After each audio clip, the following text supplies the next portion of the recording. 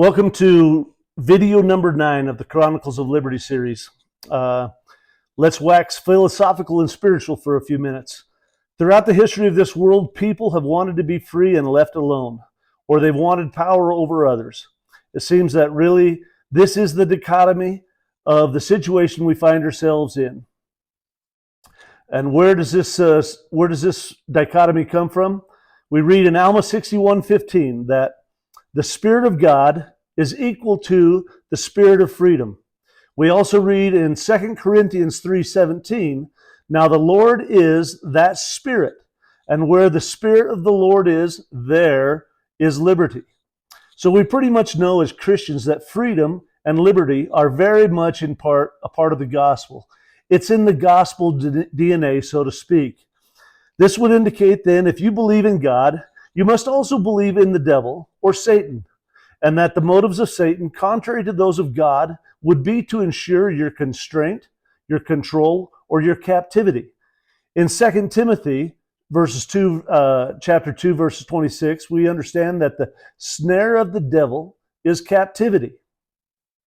In the 1828 Webster's Dictionary, we read the definition of freedom: a state of exemption from the power or control of another. Liberty, exemption from slavery, servitude or confinement. Freedom is personal, civil, political, and religious. Any exemption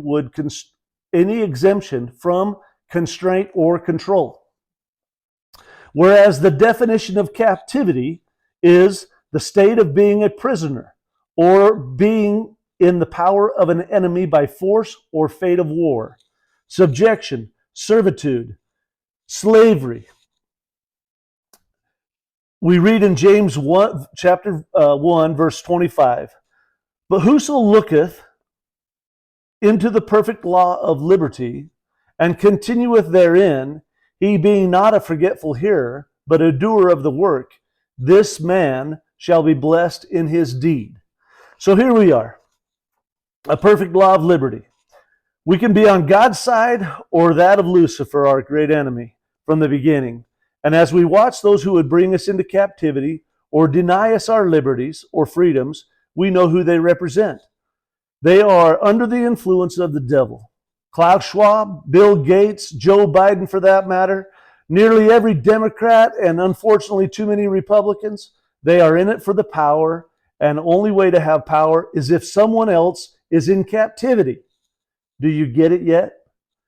God has given you knowledge between good and evil, so that you might choose life or death. Whose team are you going to fight for?